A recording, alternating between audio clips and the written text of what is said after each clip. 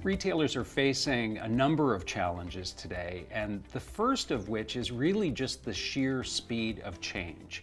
I think any organization that was accustomed to the pace of change in the industrial era is now having a difficult time adjusting to the pace of change in the digital era. And just to give you a sense of that, the first time industry executives in the beauty industry heard the name Emily Weiss, she was a blogger that blogged about beauty products.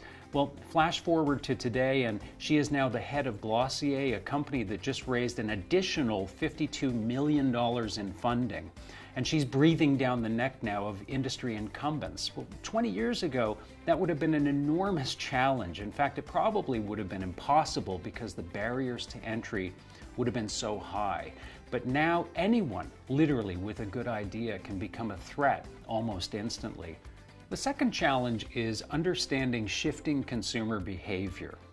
Consumers now have inordinate amounts of access to information, to products, and retailers are in a position now where they're no longer setting the trends, but in fact they're having to respond to the trends, sometimes in real time. And for retailers, that's a massive paradigm shift. The other challenge for retailers is understanding the demographic shift that's taking place.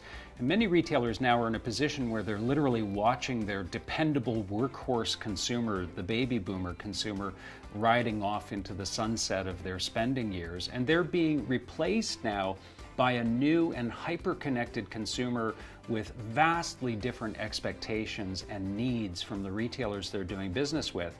But there's also a mistake that's being made on the part of many retailers in that they're sort of assuming that this new generation of consumers, both millennials and centennials, want all their needs satisfied online, that everything has to be digital. And in fact, there's no evidence to that effect whatsoever.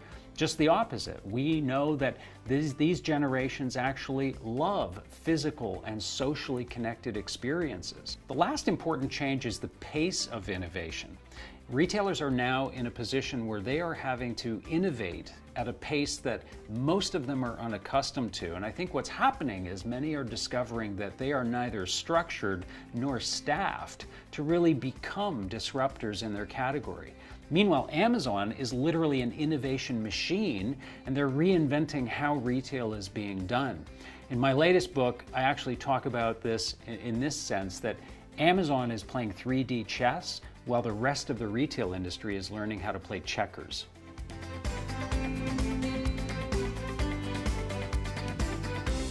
Well, I think used properly, technology is now giving brands access to massive amounts of consumer and market data. Data that they never had access to or could assimilate before. And what that's actually allowing them to do now is to be able to become predictive about fashion and market trends as they're evolving, or perhaps even before they're evolving. Technology is also allowing retailers to personalize experiences and build community among their customers in a way that was previously unimaginable. A good example of this is the Nike Melrose store in Los Angeles. It's a store that is literally activated by the Nike Running Club app.